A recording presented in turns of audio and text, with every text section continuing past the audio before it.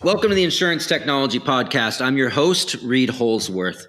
Joining me today is a special guest. I'm super excited about this episode, Dr. Doug Brackmann, author and psychologist. Doug, welcome. Thank you. Good to see you again, Reid. Man, I'm really excited about this episode. We're going to get into a lot of cool stuff. Different than other episodes we've done in the past, where we're not going to get into geeky insurance technology stuff here. We're going to get into leadership and more specifically, the driven, which we'll get into a little bit later.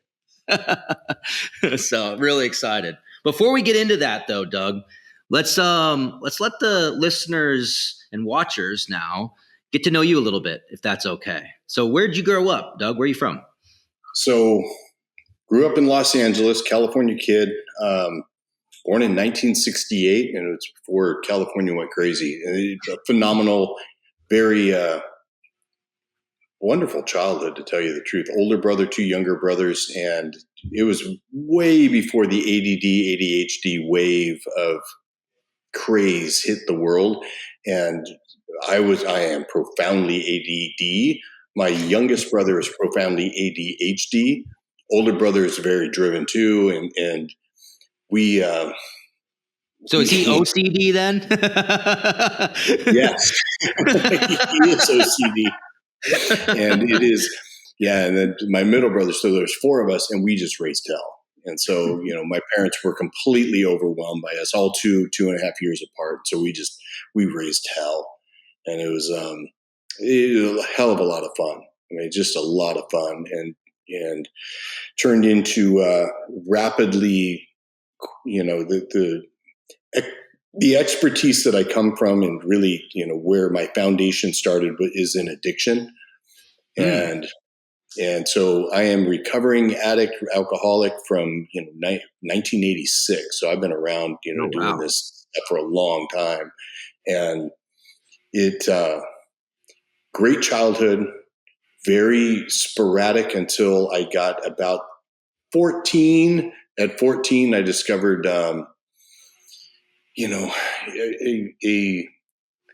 path that seemed so wonderful at the time. And then it very quickly went south. But, my childhood, classic kind of descriptions of what it means to be driven is, I was sitting in second grade and couldn't quite figure out why the rest of the class didn't see how stupid this was. Like, what a waste of time it was to memorize a bunch of spelling words. And it's just, why everyone else was just kind of going along with the party line. And it's like, don't you see that this is a waste of time? And so I never really quite felt like I fit in. I always thought there was something different about me, but I could magically fit into any group. I could go into, the jocks or the punkers or the preps or the whatever clique was there. And I seemed just to be able to blend right in. And, terrible at homework, but excellent at tests. And so, and discovered pretty quick that if I kissed teachers' asses, they would, give me better grades than not. So I learned how to manipulate early. And, but the wheels fell off my little wagon when I was 18. And that changed the course of my life. I dropped out of high school at 16 and figured out that living in a car sucks real bad. And so I changed path, changed course, went into City College, did that for a year, got a bunch done, and then went to USC as a pre-med. Figured out how bad that sucked, and then I saw my first. That's a lot of homework, man. I thought you didn't like homework. Horrible experience. Yeah, the only Caucasian in the class, the whole class full of Chinese kids memorizing everything in the world, and I was like, something here is not like the other.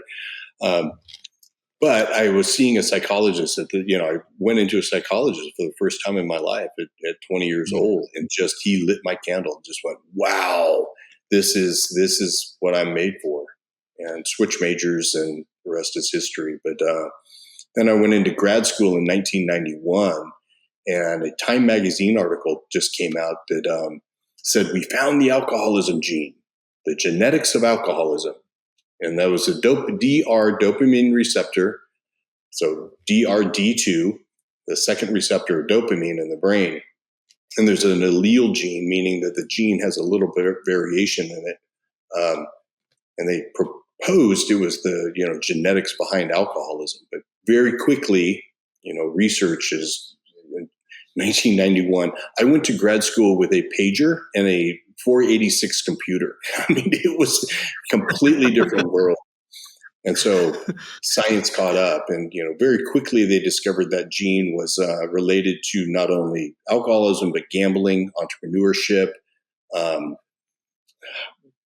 professional athletes. I mean, all kinds of whoa, what is going on here? Turns out to be the boredom gene, and so it set the foundation. Gene. Boredom, yeah. And so if most people in society, 95% of people in society are very tolerant of routine tasks. And there's a small percent of people that, these routine tasks, very predictable W-2 job, basically sitting in a cubicle. It makes me want to put, a gun to my head. I mean, it makes my central nervous system, crave this dopaminergic excitement. And not for me. And so that set about, really the last 35 years of my study has been, what are these kind of combinations of genetics and brain structure that set apart, probably 3 to 7, 8% of the society. And, we are neurodivergent. We are different. And so if your listeners are hearing this, hunter-farmer theory is kind of the early understanding of it, where, pre-agricultural society was, very difficult to survive in.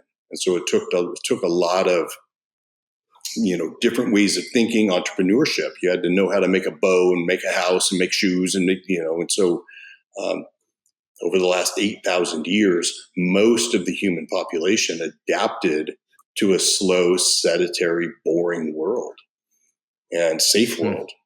And so the genetics that I'm an expert in and the brain structure and I'm an expert in because I am one, set us apart. We're the hunters. We're the original hunter-gatherers. And, so if you're feeling like there's something you've always felt different, and you just, have a different way of actually going through the world. We really do. And the new books that I got coming out about, since I wrote Driven in 2017, 18, the functional MRI has just exponentially exploded in our understanding of what's really going on in our heads. And so, if you felt different and you never quite understood why, this might explain it.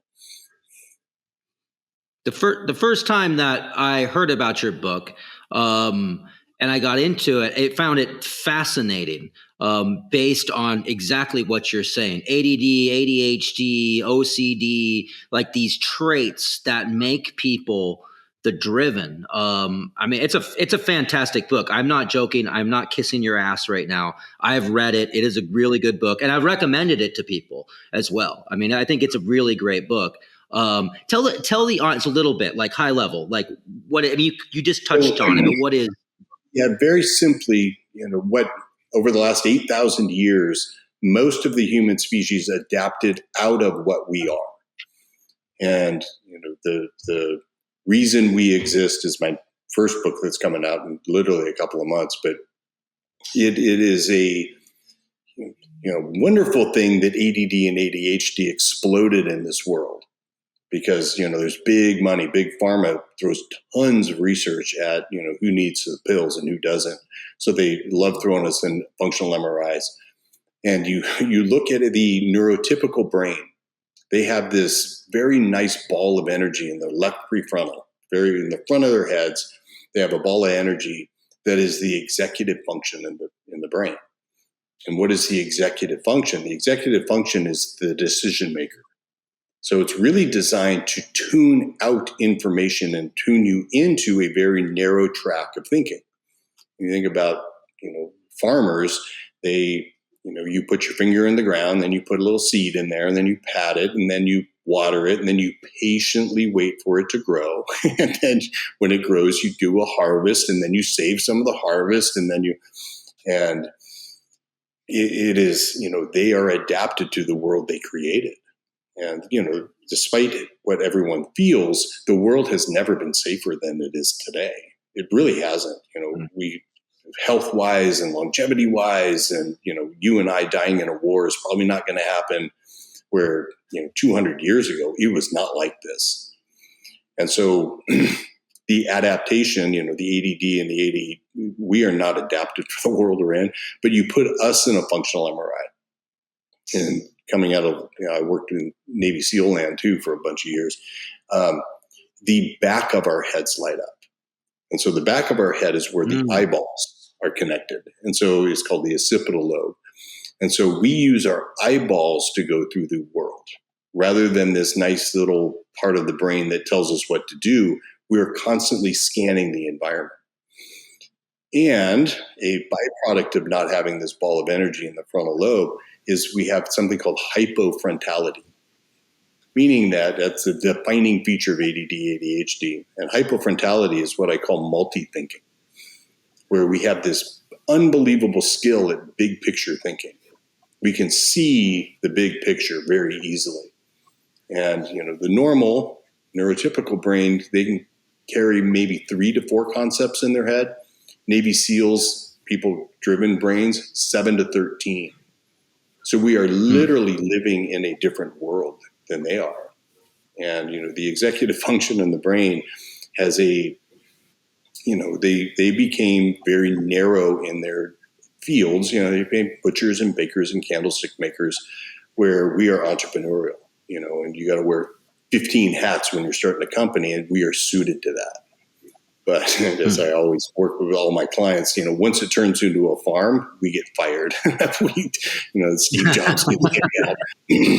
And so that balancing act of, but the real interesting thing about, what gets people into my office and what's, makes all the listeners' ears perk up is, identity, believe it or not. And, butchers and bakers and candlestick makers, we go into a normal psychologist's office or a non-neurodivergent psychologist's office, we look crazy because we're all over the map. We don't know who we are. We're kind of this, we're kind of that. And, I'm not sure. You look at our resumes that, they're spotty, they're changing jobs, you're always moving around. So we don't have that internal sense of identity. So what we tend to do as drivens is use our feelings as our identity. And that's where the imposter syndrome comes in. And if you think about boredom, is a feeling that there's something missing or wrong. And so this internal identity that I had, there's something missing or wrong with me. And I felt different and I acted a little different, but I could blend in. But this feeling that was the most consistent thing in my world, so it must be me. And that I could have called it the book, The Shame-Based Personality Type. Because, you want to make one of us crazy is accuse us of doing something wrong without the opportunity to explain ourselves. And all the other people in the world, all the other people in the world, you're being defensive. It's like, I'm not being defensive. I'm just trying to explain to you I'm not really a piece of crap. And so we struggle. We really can struggle in relationship. And, the topic of leadership, which is the next topic of my book, because for some reason, still, I got some ideas in my next book, we are put into positions of leadership like crazy, because we're really good under chaos. We're really good under, stress, and we tend to calm down under chaos, where the rest of the herd, human herds are starting to freak out. We got to figure it out. We can deal with it. The reward system around boredom in particular, we have the normals call us a reward deficiency. So no matter what we do, it always feels like we could have done it better. And, the imposter syndrome is a classic. We struggle with the imposter syndrome, meaning that when I achieve something, it doesn't feel like I really earned it or rewarded for it. And so we tend to be hyper performers. That's where we really do rise to the top, because no matter what we do, we're in a constant state of improvement. And, I think probably half of us or 2/3 of us are struggling in our addictions. And so it's, compensating for that feeling of being broken. And so it's, we are, being driven is a blessing and a curse to both you and society. So it works both ways. Yeah, that's awesome, man. I mean, everything you're explaining right now is literally myself to a T. I experience the imposter syndrome. It's like, nah, kinda, yeah, I get it. Well, thank you, but like, I think you're just kissing my ass right now. It's like I don't really believe you. My All doctoral of it. chair person, yeah. When I got my hand shook for the first time by somebody, and they called me doctor.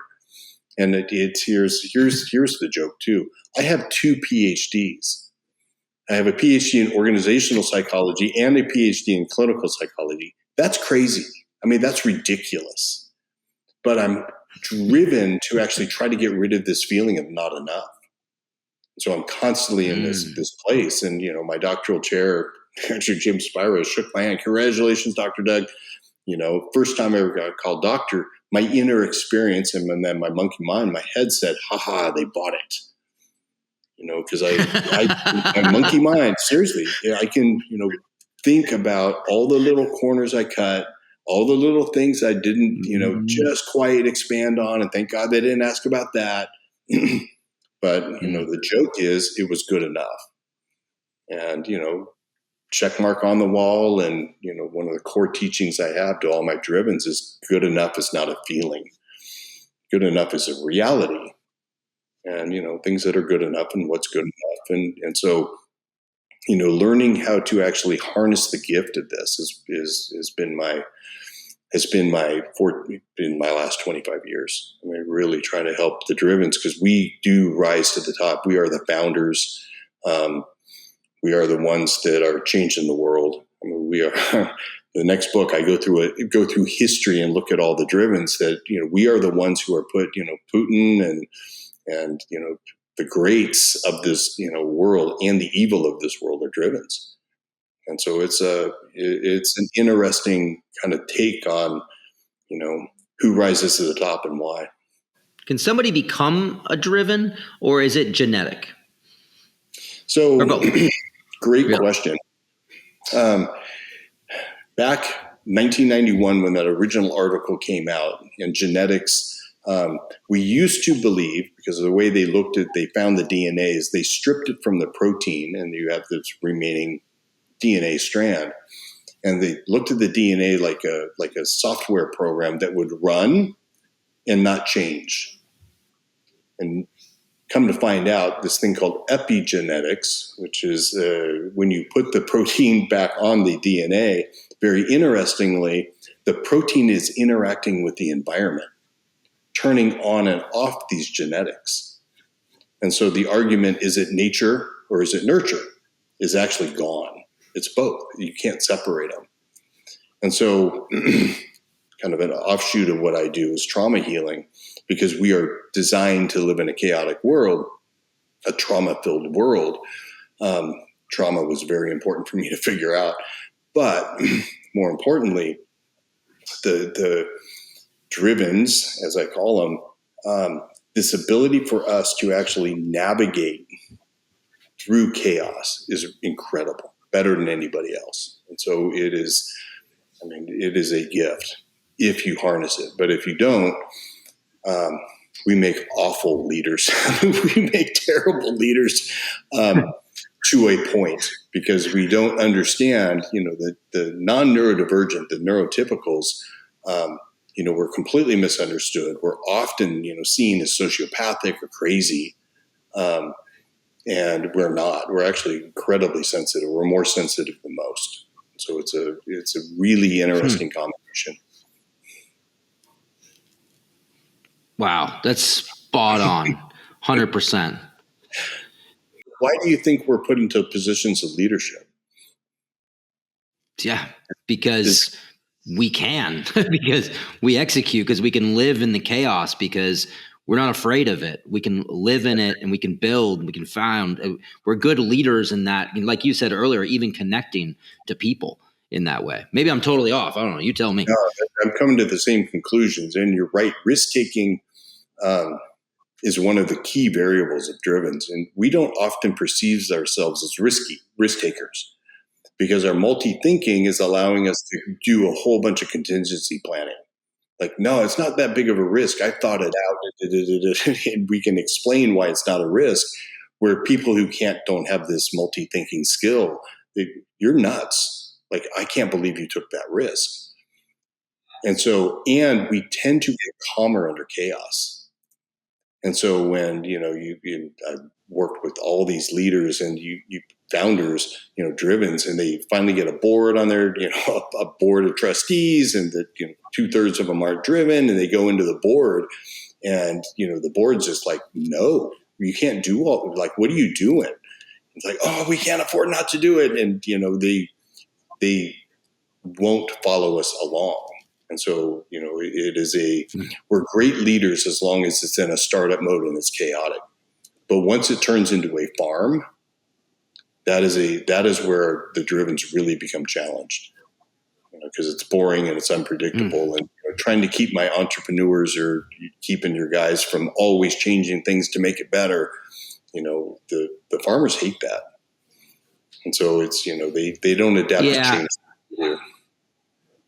If I could say something on that note, I've found myself over the years creating chaos in times of boredom, 100%.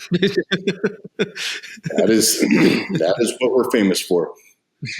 And so it is, once you have insight. So if you're listening to this and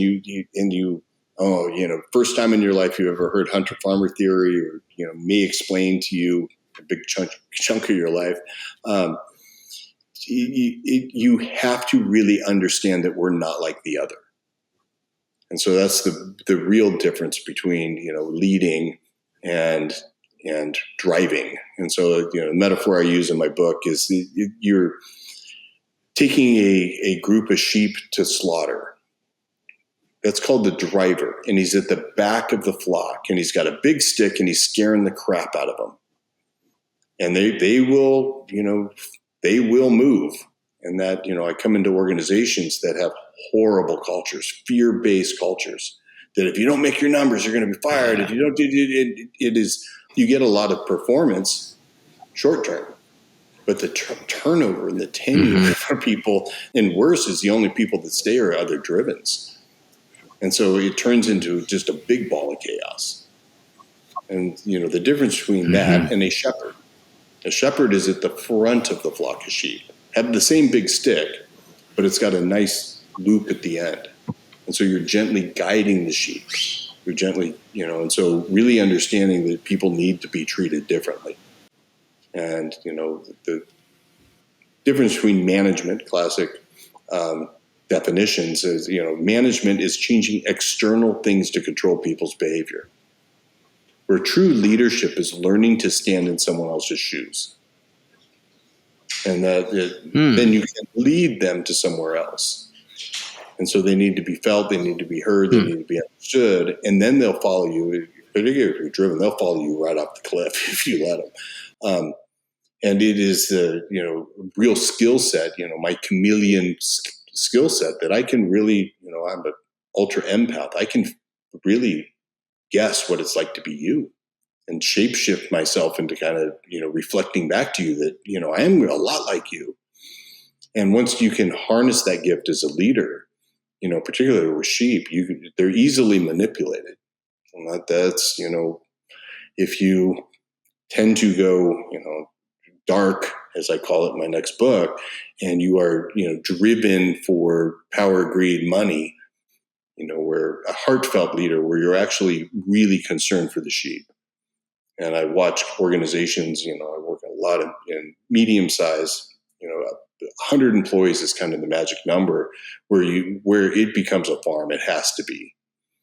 And the leadership where you can really understand that these people need routine, they need predictability, they need processes and systems to follow. They don't need rapid change. They don't need these things. Where for us, imagining us doing their job, make me want to, swallow a bullet. Where them imagining us, our role and all the risk we're under and all that, they're like, no way. And so it's that mutual understanding. And so once you have that and really understand that, it's a gift that we have. But, people that aren't like us, they don't like risk. They scare easily. You got to be much more gentle. You got to be careful.